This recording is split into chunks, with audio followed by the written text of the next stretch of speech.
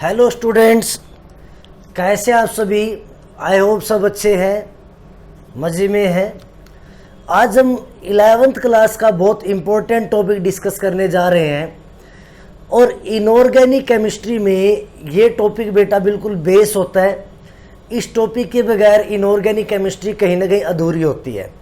तो हमें इस टॉपिक को अच्छे से समझना है, ज़रूर इसको देखना है और कोशिश करनी है प्रैक्टिस करने की, और ये टॉपिक आपको बहुत अच्छे से समझ में आएगा। टॉपिक का नेम है बेटा इलेक्ट्रॉनिक कॉन्फ़िगरेशन। इलेक्ट्रॉनिक कॉन्फ़िगरेशन, देखो अभी तक हमें पता है न्यूक्लियस के अराउंड में प्रिंसिपल सेल है बेटा, उनके अंदर सब सेल है, ऑर्बिटल्स है। अब उन सब सेल या ऑर्बिटल्स में इलेक्ट्रॉन्स को कैसे फील किया जाए, इसके बारे में इलेक्ट्रॉनिक कॉन्फ़िगरेशन बताती है। The distribution of electrons in different cell, subcell and orbitals of an atom is called electronic configuration। तो इलेक्ट्रॉनिक कॉन्फ़िगरेशन क्या है बेटा? इलेक्ट्रॉन्स का डिस्ट्रीब्यूशन है।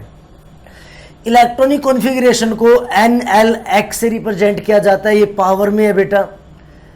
अब N जो होता है वो प्रिंसिपल सेल होता है, L जो होता है वो सब सेल या ऑर्बिटल को रिप्रेजेंट करता है, X जो नंबर ऑफ इलेक्ट्रॉन प्रेजेंट होते हैं। जैसे मान लेते हैं मैंने लिखा 3d2, तो n क्या है बेटा? n is equal to 3। l d के लिए l की वैल्यू क्या होती है बेटा? 2, और 2 नंबर ऑफ इलेक्ट्रॉन्स कितने बेटा? 2 हो गए। ऐसे मान लो 2p2, तो n कितना है बेटा? 2, l कितना है? 1, और नंबर ऑफ इलेक्ट्रॉन्स कितने हैं? 2। तो यानी कि NLX सिंबल से हम क्या करते हैं? रिप्रेजेंट करते हैं इलेक्ट्रॉनिक कॉन्फ़िगरेशन को। इलेक्ट्रॉनिक कॉन्फ़िगरेशन के लिए बेटा हमने बहुत इंपॉर्टेंट रूल पढ़ा है, ऑफ बाउ प्रिंसिपल। 3 रूल हम फॉलो करते हैं। ऑफ बाउ प्रिंसिपल, जिसको N+L रूल भी हम बोल सकते हैं, अल्टरनेट इसका N+L रूल होता है, दोनों का मतलब सेम होता है। प्लस में पॉली एक्सक्लूजन प्रिंसिपल, प्लस में हंट्स रूल ऑफ मल्टीप्लिसिटी, ये तीनों रूल हम डिस्कस करते हैं। ओबाउ प्रिंसिपल ये कहता है कि इंक्रीजिंग ऑर्डर ऑफ एनर्जी में हम इलेक्ट्रॉन को फील करते हैं, और उन्होंने ऐसे सबसेल का एक ऑर्डर बनाया है। हमने पहले 1s लिखा, 2s 2p लिखा, 3s 3p 3d लिखा, 4s 4p 4d 4f लिखा, 5s 5p 5d 5f 5g करने की जरूरत नहीं है, क्योंकि इतने तक ये 118 एलिमेंट है टोटल, यहाँ तक आ जाते हैं। तो जब हम इसको ऐसे लिखते हैं तो ऊपर से नीचे फिर हमें इसको कट करना होता है। ऊपर से नीचे सबसे कम एनर्जी 1s की होती है, ऊपर से नीचे चलेंगे। उससे ज़्यादा 2s बेटा, उससे ज़्यादा 2p, उससे ज़्यादा 3s, उससे ज़्यादा 3p, उससे ज़्यादा 4s, फिर 3d, फिर 4p, फिर 5s, फिर 4d, फिर 5p 6s, 4f 5d 6p 7s, 5f 6d 7p 8s। तो ये क्या होता है? एनर्जी ऑर्डर होता है। तो ऐसे आप क्या कर सकते हैं? एनर्जी फाइंड आउट कर सकते हैं। बड़ा सिंपल सा काम है। 1s बना लो, 2s 2p बना लो, 3s 3p 3d बना लो, 4s 4p 4d 4f बना लो, 5s 5p 5d 5f बना लो, 6s 6p 6d बना लो। आगे मैंने जानबूझ के नहीं बनाया क्योंकि रिक्वायरमेंट नहीं है। 7s 7p बना लो, 8s। ऐसे करके क्या करेंगे? ऊपर से नीचे एक एक ऊपर से नीचे कट करते जाएंगे। कट करेंगे तो ऊपर से नीचे की तरफ ही लिखते हैं, और ये क्या हो जाता है? एनर्जी ऑर्डर बन जाता है। तो ये ऑर्डर हमें पता चल गया बेटा। अब 2-4 बातें और समझेंगे। जो हमारा एस सब सेल होता है, एस सब सेल, इसके अंदर बेटा एक ही ऑर्बिटल होता है, और जिसमें मैक्सिमम 2 इलेक्ट्रॉन्स हो सकते हैं, यानी मैक्सिमम S1 या S2 लिख सकते हैं। मैक्सिमम S2 हो सकता है बेटा, तो S1 भी हो सकता है, S2 भी हो सकता है। तो मैक्सिमम 2 इलेक्ट्रॉन होंगे, तो S के अंदर मैक्सिमम कितने इलेक्ट्रॉन आते हैं? 2 आते हैं। ठीक है।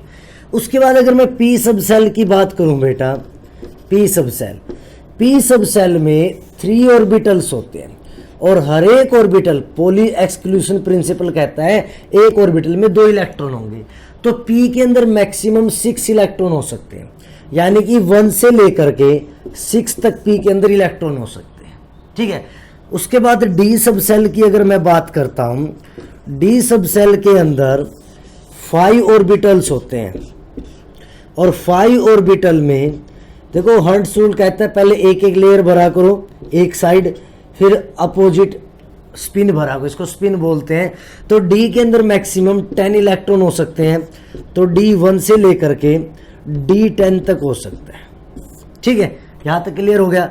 ऐसे बेटा एफ सब सेल है, एफ सब सेल के अंदर 7 ऑर्बिटल्स होते हैं, 1 2 3 4 5 6 7, और एक ऑर्बिटल में मैक्सिमम 2 इलेक्ट्रॉन हो सकते हैं। जब भी आप ऑर्बिटल भरते हो पहले एक ही स्पिन को भरेंगे फिर अपोजिट स्पिन को भरेंगे, हमेशा यही रो फॉलो करें। तो F के अंदर मैक्सिमम 14 इलेक्ट्रॉन हो सकते हैं, तो F1 से लेकर के F14 हो सकता है।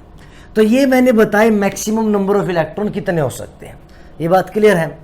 अब जैसे मालूम है P में 6 हो सकते हैं, जब भी P में बेटा 3 इलेक्ट्रॉन हो, 3 इलेक्ट्रॉन का मतलब क्या है 1 2 3, सभी ऑर्बिटल में एक एक इलेक्ट्रॉन होगा, इसको हम हाफ फील्ड बोलते हैं, हाफ फील्ड कि हाफ फील्ड हो गया। और जब डी में 6 हो फुल भरा हो कंप्लीट, तो इसको हम फुल्ली फील्ड बोलते हैं। ठीक है, तो D10 क्या हो गया बेटा फुल्ली फील्ड हो गया। और अगर मान लो D5 होता हमारे पास, D5, तो उसको हम कैसे दिखाते, ऐसे 5 ऑर्बिटल बनाते 1 2 3 4 5, तो ये क्या हो गया हाफ फील्ड हो जाता है। ठीक है, तो जब सभी ऑर्बिटल में एक एक इलेक्ट्रॉन हो और वो सेम स्पिन का हो तो क्या होता है हाफ फील्ड होता है, और जब दो दो कंप्लीट भरा हो तो फुल्ली फील्ड होता है। तो F14 क्या हो गया फुल्ली फील्ड। लेकिन F7 क्या होगा बेटा, F7 ये क्या होगा हाफ फील्ड होगा।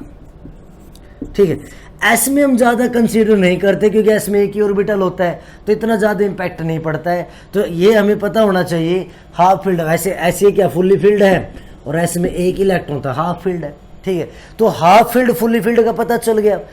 अगर हाफ फील्ड और फुल्ली फील्ड को छोड़ दे, बाकी कितने भी है, या फिर फुल्ली फील्ड को छोड़ दूं मैं, जैसे मान लो P में 1 से लेकर के 5 तक इलेक्ट्रॉन है, यानी फुल्ली फील्ड नहीं है, अब इसको पार्शियल फील्ड बोलते हैं, पार्शियल फील्ड। तो हाफ फील्ड भी पार्शियल फील्ड का एक पार्ट है। अगर D में 1 से लेकर के 9 तक इलेक्ट्रॉन है तो भी इसको क्या बोलेंगे पार्शियल फील्ड, कि भाई फुल्ली फील्ड नहीं है, तो ये क्या है बेटा आपका पार्शियल फील्ड है। आई होप यहां तक पता चल गया। तो हमें 3-4 वर्ड सुनाई दिए, फुल्ली फील्ड क्या है, हाफ फील्ड क्या है, पार्शियल फील्ड क्या है, ये बात हमें पता चल गई। जब कंप्लीट इलेक्ट्रॉन भरे होते हैं सभी ऑर्बिटल में तो फुल्ली फील्ड होता है, उसके बगैर क्या होता है बेटा पार्शियल फील्ड होता है, यानी एक इलेक्ट्रॉन भी कम होगा तो पार्शियल फील्ड हो जाएगा। उसके बाद अगर मान लो सभी में एक एक इलेक्ट्रॉन है तो वो क्या होता है हाफ फील्ड होता है। यहाँ तक क्लियर होगी। अब देखो इलेक्ट्रॉनिक कॉन्फ़िगरेशन बनाते कैसे हैं। जो भी हमारे पास एलिमेंट है, जैसे मान लेते हैं मैंने एलिमेंट ले लिया बोरोन, बोरोन एटॉमिक नंबर कितना होता है बेटा 5, जितना एटॉमिक नंबर होता है उतने नंबर ऑफ इलेक्ट्रॉन होते हैं। तो हम इसको कैसे भरेंगे, सबसे पहले 1s को भरेंगे और s में मैक्सिमम कितने हो सकते हैं 2। जब तक 5 इलेक्ट्रॉन कंप्लीट नहीं हो जाते हम भरते चलेंगे, पहले हमें फर्स्ट को भरना है फिर बाद वालों को भरना है। 1s2 2s2 और 2p1, देखो टोटल कितने हो गए 5 हो गए, यहाँ तक 4 हो गए, एक बचा, तो इसमें कितने आ जाएंगे 1 आ जाएगा।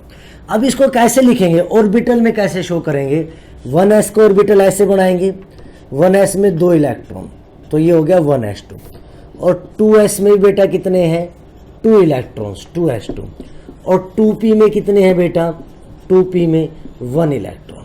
तो ऐसे हम इसको ऑर्बिटल में दिखाते हैं। ठीक है, अब आप लोगों ने मैजिक नंबर पढ़ा है 2 8 8 18 18 32 32 एंड सो। तो फर्स्ट 2 सेल होता है बेटा फर्स्ट, उसके बाद ये क्या है 8, तो ये 8 में क्या है कम है 8 से, तो 8 कंप्लीट होने तक ये क्या हो जाएगा लास्ट सेल हो जाएगा। और ये जो लास्ट सेल होगा इसको हम क्या बोलते हैं वैलेंस सेल बोलते हैं, और वैलेंस सेल ही सबसे ज़्यादा इंपॉर्टेंट होता है। वैलेंस सेल को हमें स्टडी करनी होती है क्योंकि ये सेल तो क्या हो गया बेटा कंप्लीट हो गया, तो ये ज़्यादा इन्वॉल्व नहीं होगा। वैलेंस सेल से बॉन्डिंग का, इलेक्ट्रॉन का, ऑक्सीडेशन स्टेट का, मैग्नेटिक मोमेंट का सबका पता चलता है, तो हमें वैलेंस सेल भी ज़रूर पता होना चाहिए। अब जैसे बात करता हूँ मैं कार्बन की, कार्बन एटॉमिक नंबर 6, तो कैसे लिखेंगे 1s2 2s2 2p2। अब देखो वैलेंस सेल कौन सा बना, ये बना बेटा, तो वैलेंस सेल को कैसे दिखा रहा हूं मैं 2s2, और उसके बाद 2p में क्या है बेटा 2 इलेक्ट्रॉन 1 2 2p2। तो ये क्या होगी इलेक्ट्रॉन की रिप्रेजेंटेशन होगी ऑर्बिटल के अंदर। आई होप यहां तक पता चला होगा रिप्रेजेंटेशन कैसे करते हैं। उसके बाद अगर मैं बात करता हूं कुछ और एलिमेंट्स की, देखेंगे ध्यान से। जैसे मान लो मेरे पास एक एलिमेंट है सोडियम, सोडियम एटॉमिक नंबर 11, तो कैसे लिखेंगे बेटा 1s2 2s2 2p6 3s1। देखो 2 और 8, अब 2 8 तो पूरा हो गया, नेक्स्ट 8 आ गया, तो ये क्या होगा हमारा वैलेंस सेल होगा, वैलेंस सेल। तो ये हमारी ग्राउंड स्टेट या नॉर्मल ऑक्सीडेशन स्टेट होती है। कभी कभी हमें ना सोडियम पॉजिटिव दे देगा बेटा।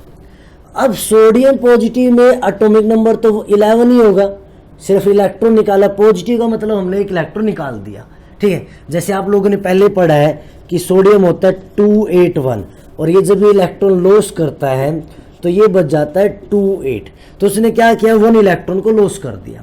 तो अभी आपको क्या करना है, जिसकी वैलेंस सेल से जिसकी एनर्जी सबसे ज़्यादा, पहले उस इलेक्ट्रॉन को निकालना है।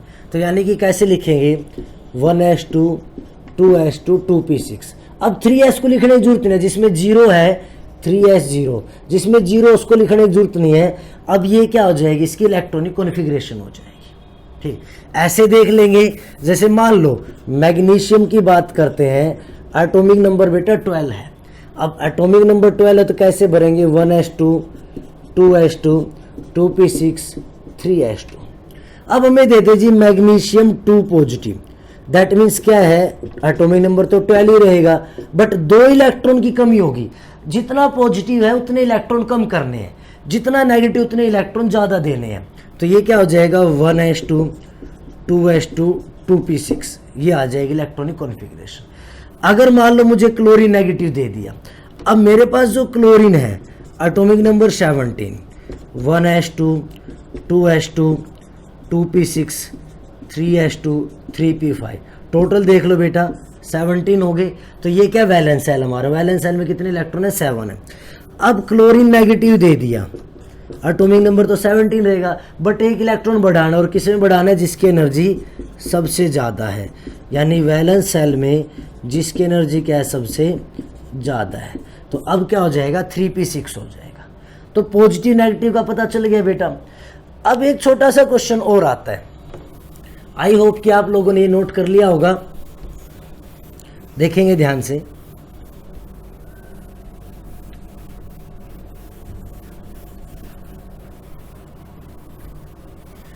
अब जैसे मान लेते हैं मैं किसी भी कंपाउंड की बात कर रहा हूं, जैसे पहले मैं आपको ग्रुप नंबर 18 बताता हूं बेटा। ग्रुप नंबर 18 होता है helium atomic number 2, neon atomic number 10, argon atomic number 18,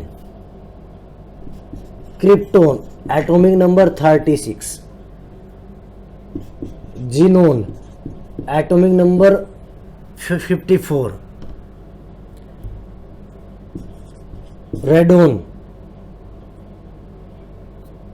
तो यहां से क्या आ गया एटॉमिक नंबर 86। हीना नीना और करीना का एक्सरे रंगीन, ठीक है, हीना नीना और करीना का बेटा एक्सरे रंगीन। तो ये क्या हो गई हमारी इलेक्ट्रॉनिक कॉन्फ़िगरेशन हो गई, helium neon argon krypton xenon radon. अब इन सबकी का ऑक्टेट क्या होता है बेटा कंप्लीट होता है। कैसे होगा देखो, यहाँ तो डुप्लेट कंप्लीट है बेटा, ये होगा 2 8 10 है तो 2 8 कंप्लीट हो गया, ये होगा 2 8 8 18 कंप्लीट हो गया, ये होगा 2 8 18 8। लास्ट हमेशा ऑक्टेट होता है, कभी लास्ट 18 मत लेना, ऑक्टेट होता है। तो ये हो जाएगा 2 8 18 18 8, ठीक है बेटा। तो यानी इसका भी ऑक्टेट क्या हो गया कंप्लीट हो गया, ये होगा 2 8 18 18 32 8, इसका भी ऑक्टेट क्या बेटा कंप्लीट है।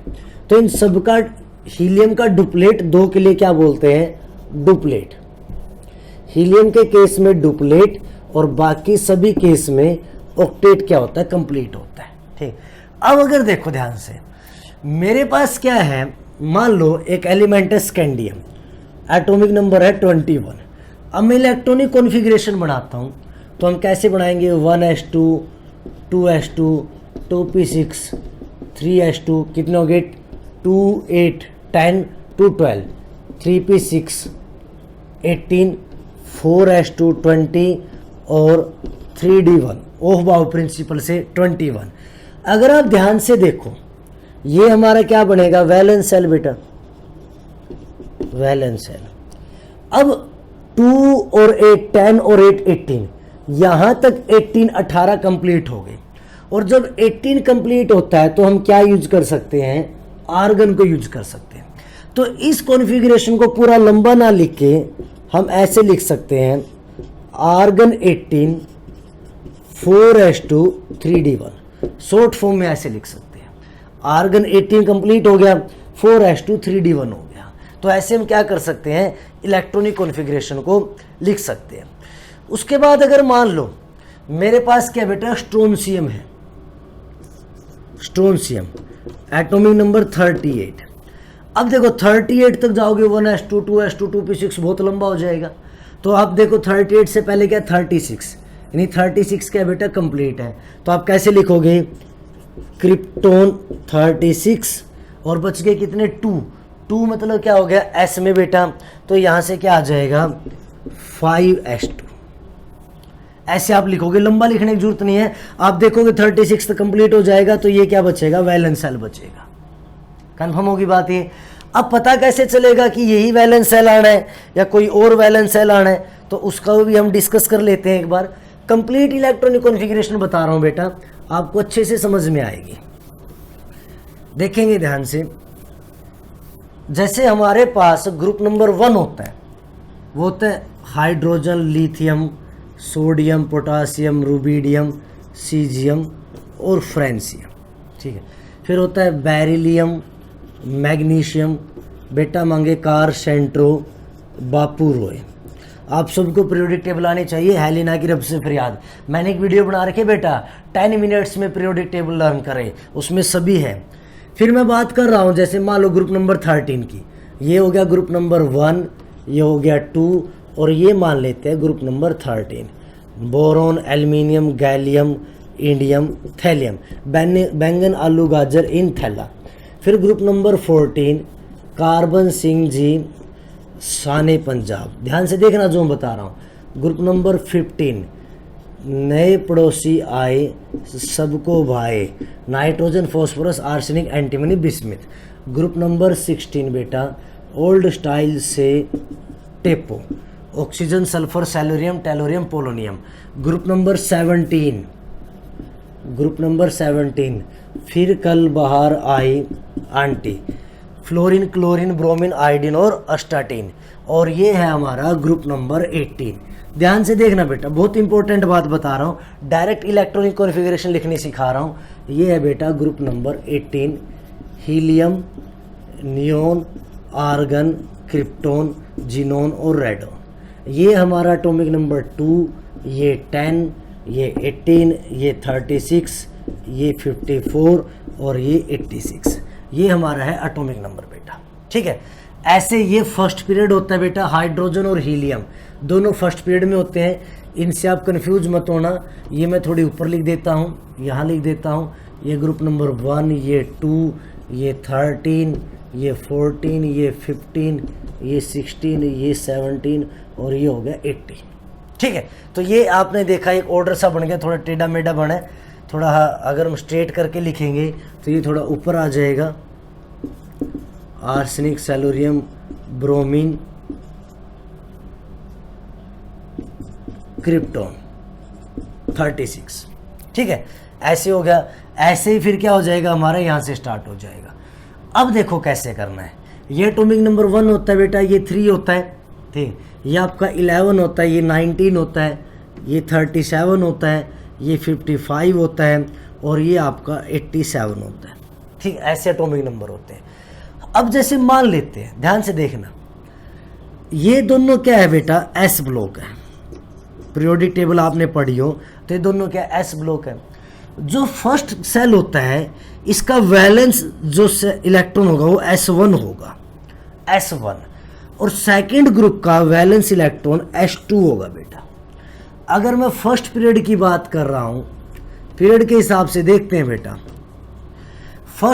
मान लो फर्स्ट पीरियड की बात कर रहा हूँ तो इसका कितना होगा 1S1, इसका कितना होगा 2S1, इसका कितना होगा 3S1, इसका कितना होगा 4S1, ये कितना होगा 5S1, ये कितना होगा 6S1, ये कितना होगा 7S1। ग्रुप नंबर 2, अब देखो ये कितने पीरियड से स्टार्ट है, सेकंड से, तो ये होगा 2S2, ये 3S2, और ये 4S2, ये 5S2, ये 6S2, ये 7S2।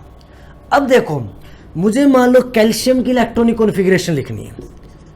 कैल्शियम एटॉमिक नंबर है बेटा 20, ठीक है, 20 to 19 से अगला 20। अब ये देखो इससे पहले नोबल गैस, इससे पहले वाले पीरियड में नोबल गैस कौन सी है, 20 वाला फोर्थ पीरियड में है तो इससे पहले वाला थर्ड, और इसका लास्ट देख लो आर्गन 18, तो यानी कि 18 तक तो आ गया बेटा आर्गन। और अब कैल्शियम की वैलेंस सेल देख लो कितना है 4S2, तो ये डायरेक्ट होगी आर्गन 18 4S2। क्लियर होगी बात ये। तो ये क्या इनकी वैलेंस सेल कॉन्फ़िगरेशन है। ऐसे ही मान लो मैं बात कर रहा हूं ग्रुप नंबर 13, एक और देख लो बैरियम, मान लो मुझे करना है बैरियम। अगर मैं बैरियम की बात करता हूं, एटॉमिक नंबर है 56, 55 से नेक्स्ट 56। अब ये कौन सा पीरियड है बेटा, 6th पीरियड में लाई कर रहा है। 5th पीरियड का देखो लास्ट इलेक्ट्रॉन कौन, लास्ट एलिमेंट कौन है, जीनोन, तो जीनोन कितना हो गया 54, और फिर उसके बाद लास्ट कितना बचा है 6S2। ये हमारा वैलेंस सेल हो गया। तो ऐसे क्या करते हैं आप शॉर्ट फॉर्म में इलेक्ट्रॉनिक कॉन्फ़िगरेशन को लिख सकते हैं।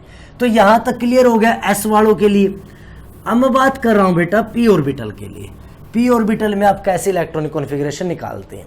तो ये हमारा सेकंड पीरियड है बेटा, ये थर्ड पीरियड है, ये फोर्थ है, ये फिफ्थ है, ये सिक्स्थ है, 7th वाला मैंने लिखा नहीं अभी तक।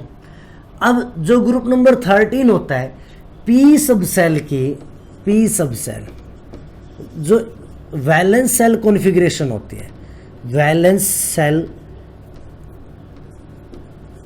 कॉन्फ़िगरेशन, वो एक्चुअल में NH2 NP1 से 6 तक होते हैं बेटा, NH2 NP1 से 6 तक। N है नंबर ऑफ प्रिंसिपल ग्रुप, जो भी ग्रुप हमारा, ये 13 है बेटा, ठीक है। 13 का वैलेंस इलेक्ट्रॉन कितने होते हैं, अगर मैं बात करूं P से स्टार्ट करेंगे हम, P में टोटल 6 हो सकते हैं, देखो ध्यान से, तो यहाँ तो 6 5 4 3 2 1, ठीक है। तो NH2 NP1, N क्या है हमारा, N वो है नंबर ऑफ पीरियड, कौन से पीरियड में वो लाई कर रहा है, ठीक है। अब जो ग्रुप नंबर 13 है इसका होता है NH2 NP1, 14 होता है बेटा NH2 NP2, एक एक इलेक्ट्रॉन बढ़ाते जाओ, 15 होता है NH2 NP3, 16 होता है NH2 NP4, 17 होता है NH2 NP5, और 18 होता है NH2 NP6। ये इन सब की वैलेंस सेल कॉन्फ़िगरेशन होती है। यहाँ तक कोई दिक्कत है। अब मान लो मुझे उसने कहा जी आर्सेनिक की इलेक्ट्रॉनिक कॉन्फ़िगरेशन लिखिए, बिल्कुल सिंपल है, देखो ध्यान से। उसने मुझे कहा जी आर्सेनिक की इलेक्ट्रॉनिक कॉन्फ़िगरेशन लिखिए, आपका एटॉमिक नंबर भी ध्यान नहीं है, मान लेते हैं।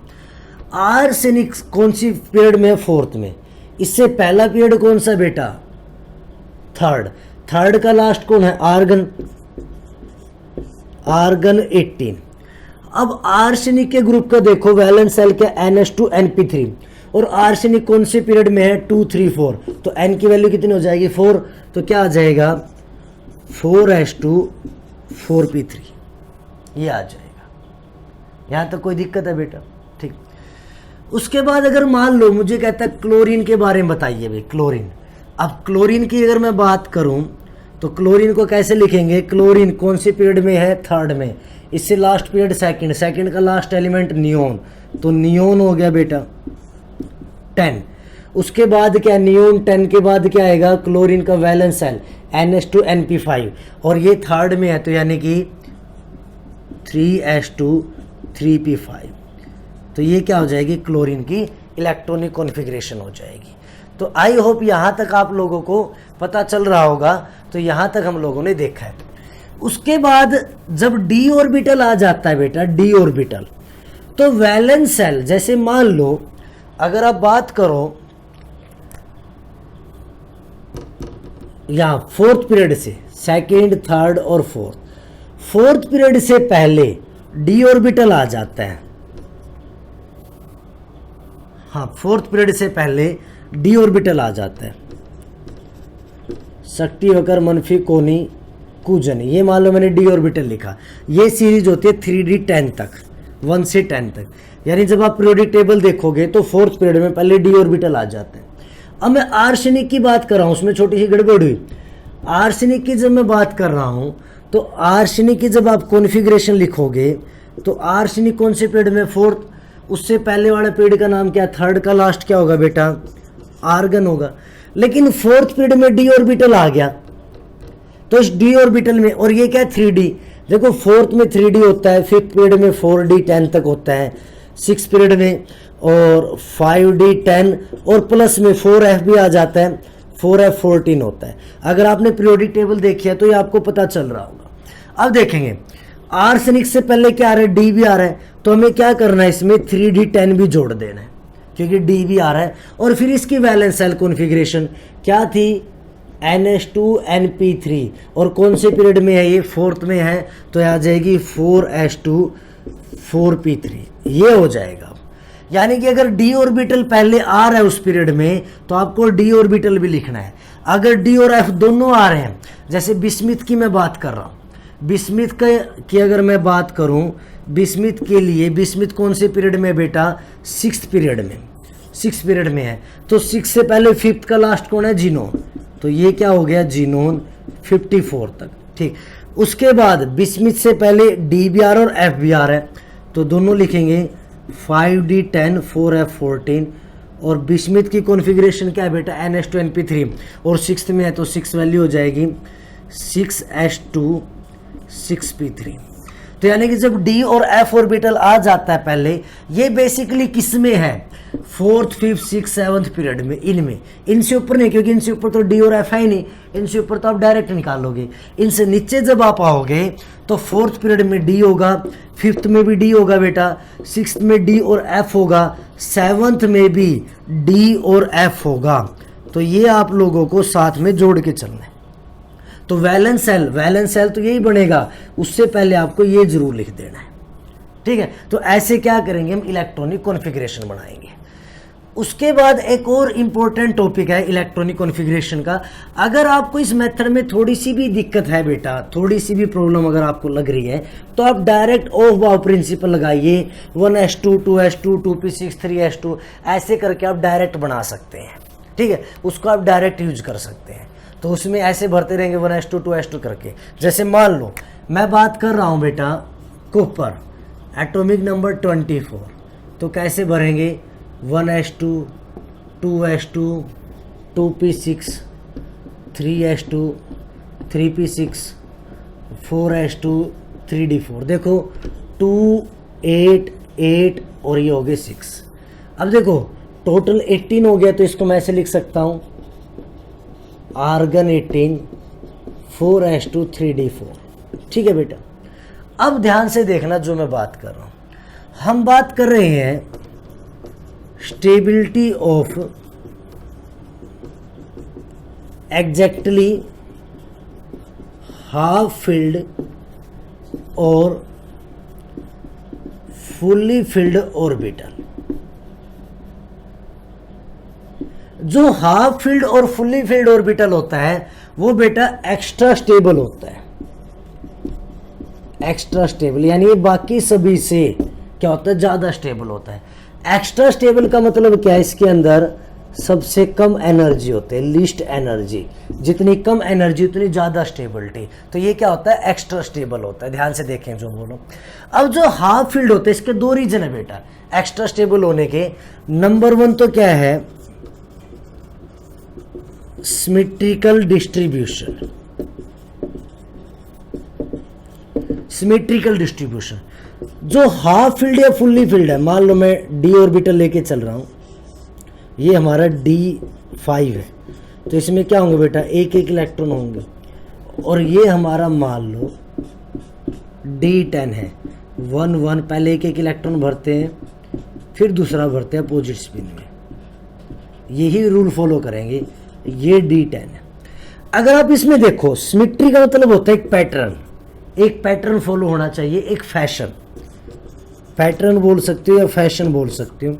अपर अपर अपर अपर अपर, एक ही स्पिन के बेटा, upper lower upper lower upper lower upper lower upper lower, एक ही फैशन चल रहा है, ऊपर नीचे ऊपर नीचे ऊपर नीचे ऊपर नीचे, A B A B A B A B A B, A के बाद बी आ रहा है, बी के बाद ए आ रहा है, 1 2 3 1 2 3 1 2 3 1 2 3 1 2 3 1 2 3।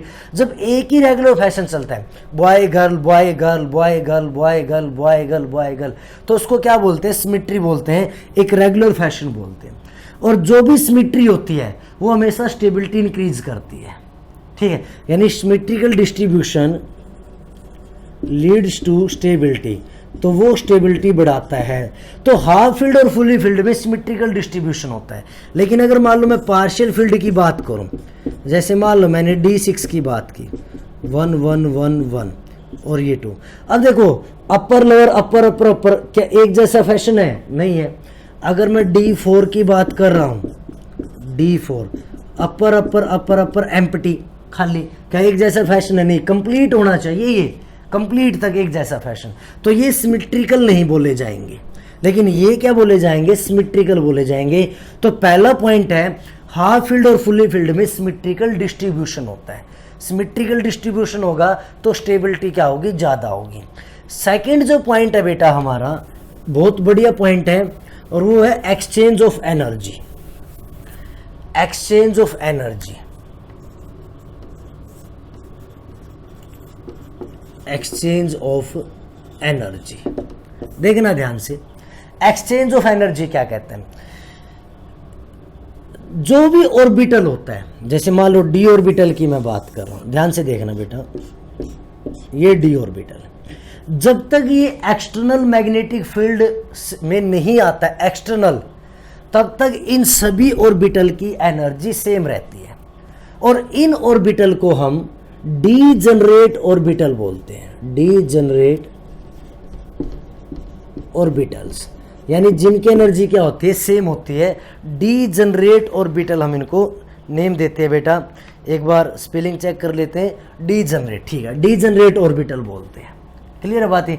डीजनरेट का मतलब क्या है, all orbitals of same subshell, same subshell have same energy.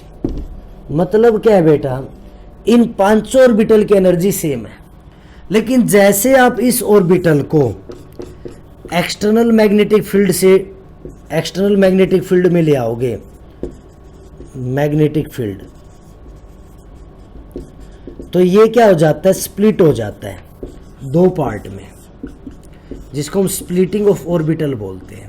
इनकी एनर्जी लो होगी और इनकी एनर्जी क्या होती है, हाई होती है। तो एक्सटर्नल मैग्नेटिक फील्ड में ऑर्बिटल स्प्लिट हो जाता है दो पार्ट में, ऐसे पी ऑर्बिटल भी हो जाएगा, दो पार्ट में स्प्लिट हो जाएगा।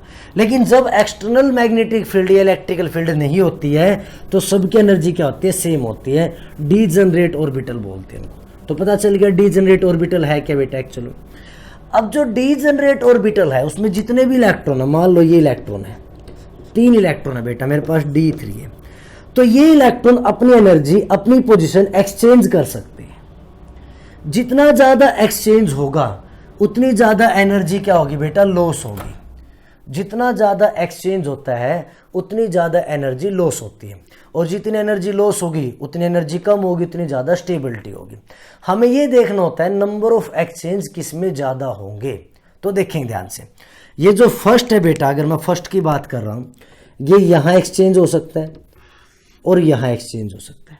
तो मैं एक्सचेंज ऑफ फर्स्ट इलेक्ट्रॉन कितने बेटा, टोटल 2 एक्सचेंज है।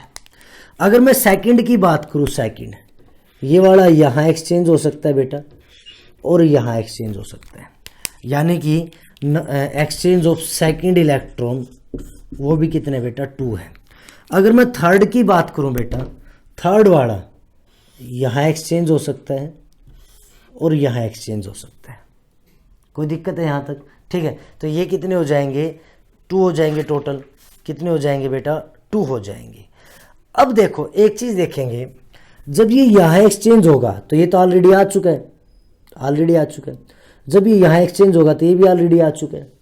कोई दिक्कत है? तो यानी इसको तुम कंसीडर नहीं करेंगे। और जब ये यहाँ गया सेकंड वाला, ये भी ऑलरेडी आ चुका है। ठीक, तो यानी कि ना तो ये एक्सचेंज कंसीडर होगी क्योंकि ये तो ऑलरेडी हो चुका है। ठीक है, प्लस में ना ये एक्सचेंज कंसीडर होगी सेकंड वाले की। ठीक है, और ये होगी, ये हो गई, और प्लस में क्या होगी बेटा, ये होगी। तो टोटल ये एक्सचेंज बनेगी। ठीक है, तो फर्स्ट 2 हो सकता है और सेकंड वाला कितना एक्सचेंज कर सकता है बेटा, 1 का एक्सचेंज कर सकता है। ठीक, देखो फर्स्ट वाला इधर आएगा, ये इधर आएगा, 2 एक्सचेंज हो गए। सेकंड वाला इधर तो ऑलरेडी हो चुका है तो ये कंसीडर नहीं करेंगे, तो इधर की तरफ जा सकते हैं। थर्ड वाला बेटा इधर जाएगा तो ऑलरेडी हो चुका है, इधर जाएगा तो ऑलरेडी हो चुका है, तो थर्ड वाले की एक्सचेंज आ चुकी है। तो टोटल एक्सचेंज कितनी बनेगी, टोटल एक्सचेंज बेटा 3 बनेगी। ठीक है, ऐसे मान लो मेरे पास D4 ऑर्बिटल होता, D3 के बाद अगर मैं बात कर रहा हूं D4 की। अब देखना एक्सचेंज समझना बेटा कैसे होता है। जैसे मान लो D4 है बेटा, सेम इलेक्ट्रॉन सेम से एक्सचेंज होता है। ऐसा नहीं कि एक में 2 इलेक्ट्रॉन एक में हाफ है तो एक्सचेंज हो जाएगा, नहीं, ये D4 है। ठीक है, अब देखो D1 का देखते हैं। D1 बेटा यहाँ एक्सचेंज हो सकता है, यहाँ हो सकता है और यहाँ हो सकता है। तो D1 की वजह से D1 में कितने एक्सचेंज है, 3। अब D2 की बात करते हैं बेटा। D2 यहाँ तो हो नहीं सकता, तो D2 यहाँ हो सकता है बेटा, दोनों तरफ होता है, और यहाँ हो सकता है। तो D2 में कितने हो सकते हैं बेटा, 2। अब D3 की बात करते हैं बेटा, D3। अब देखो D3 यहाँ आ गया, यहाँ भी आ चुका है, तो D3 पे एक ही पॉसिबिलिटी बचती है और वो क्या है कि वो ऐसे एक्सचेंज हो जाए। ठीक है, तो D3 में कितने एक्सचेंज बने, 3 बने बेटा। तो D3 में कितने हो गए, 1, सॉरी D3 में 1 बना। D4 देखो, D4 यहाँ जा चुका है, D4 यहाँ भी जा चुका है, और D4 बेटा यहाँ भी जा चुका है, तो D4 में नहीं होगा। तो टोटल कितने बनेंगे, टोटल एक्सचेंज कितने हो गए, 6 हो गए। ठीक है, ऐसे में बात कर रहा हूं D5 की, यहां मैं D5 बना रहा हूं बेटा। D4 में पता चल गया कि D4 में टोटल एक्सचेंज कितने होते हैं, 6 होते हैं, क्योंकि D4 ही, D5 से पहले तो D4 ही आएगा। D4 में एक्सचेंज बेटा 6 होते हैं। अब मैं D5 की बात कर रहा हूं, ध्यान से देखना। 1 2 3 4 5, ये हमारा हो गया D5, सभी में एक इलेक्ट्रॉन है। D1 बेटा यहाँ जा सकता है, यहाँ जा सकता है, यहाँ एक्सचेंज कर सकता है और यहाँ कर सकता है। तो D1 की वजह से 4 एक्सचेंज हो गए। D2 देखेंगे बेटा, D2 यहाँ जा सकता है, यहाँ जा सकता है, ये एक्सचेंज दोनों तरफ बता रहा हूँ मैं, दोनों, और यहाँ जा सकता है। तो D2 की वजह से हो गए बेटा 3। D3 देखेंगे बेटा, D3 की वजह से, तो D3 वाला यहाँ जा सकता है और यहाँ जा सकता है, तो D3 की वजह से हो गए 2। अब मैं बात करता हूँ D4 की। D4 वाला एक ही एक्सचेंज दिखा सकता है, और ये D4 की वजह से 1। तो टोटल कितने हो गए, 10 हो गए। तो टोटल एक्सचेंज कितने हैं, 10 है। ठीक है, तो D5 में सबसे ज़्यादा एक्सचेंज होंगे। अब बात आती है सर D6 में भी तो हो सकता है। अगर मान लो D6 है, ये D6 हमने बना, 1 2 3 4 5 6। अब देखो ये जो सब सेल है, ये सब सेल, इसमें बेटा 2 इलेक्ट्रॉन है, इन सब में एक एक है, तो ये एक्सचेंज में इन्वॉल्व नहीं हो। इसमें तो सभी एक जैसे होने चाहिए। तो सिर्फ कौन होगा, 1 2 3 4 और इसके बाद हो जाएगा 5 और ये 6, तो टोटल एक्सचेंज 6 बनेंगे। तो जिसमें सबसे ज़्यादा एक्सचेंज, उसकी एनर्जी सबसे ज़्यादा लॉस होगी और सबसे ज़्यादा वो क्या होगा, स्टेबल होगा। ऐसे D10 की बात कर रहा हूँ मैं। D10 में क्या है बेटा, एक जैसे इलेक्ट्रॉन है तो सभी ऑर्बिटल इन्वॉल्व होंगे। D9 और D10 की बात कर रहा हूँ मैं। जैसे D9 की अगर मैं बात करूँ, D9 तो होगा क्या, 1 2 3 4 5 6 7 8 9, ये अलग है तो ये इन्वॉल्व नहीं होगा, सिर्फ ये इन्वॉल्व होंगे।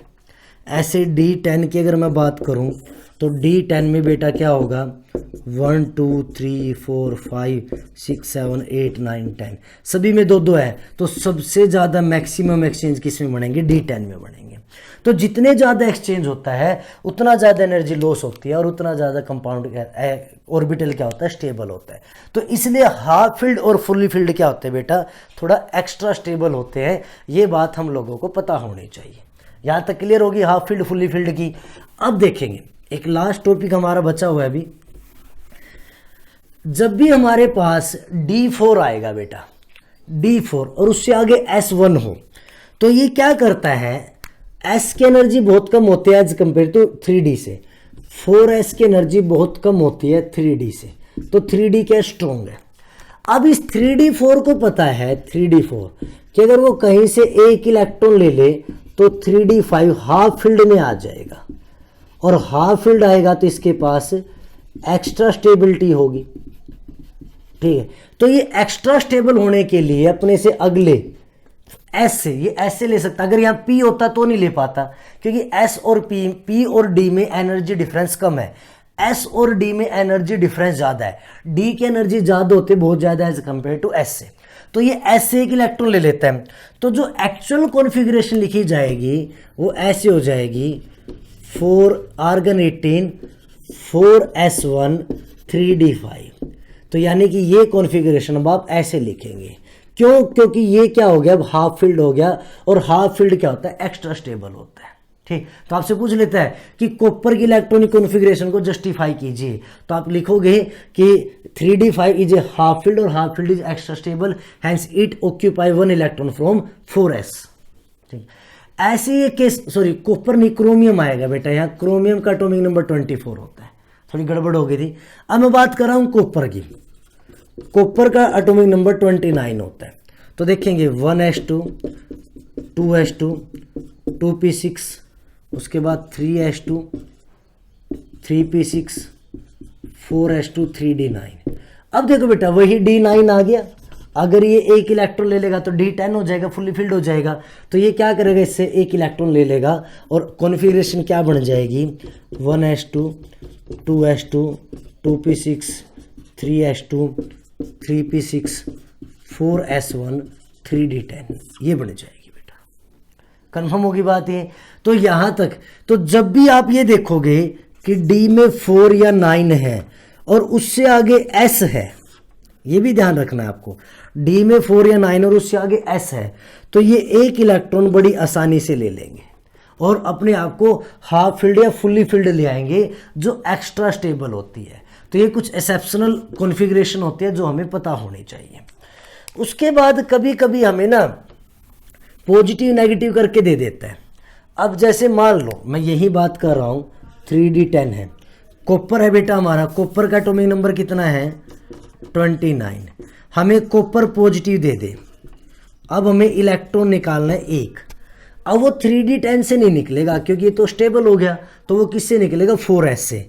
अब क्या हो जाएगा, 1s2 2s2 2p6 3s2 3p6 और 3d10, 4s क्या हो जाएगा, 0 हो जाएगा। ऐसे यहाँ अगर हमें क्रोमियम पॉजिटिव दे दे तो आर्गन 18 4s 0 हो जाएगा और 3d5 हो जाएगा।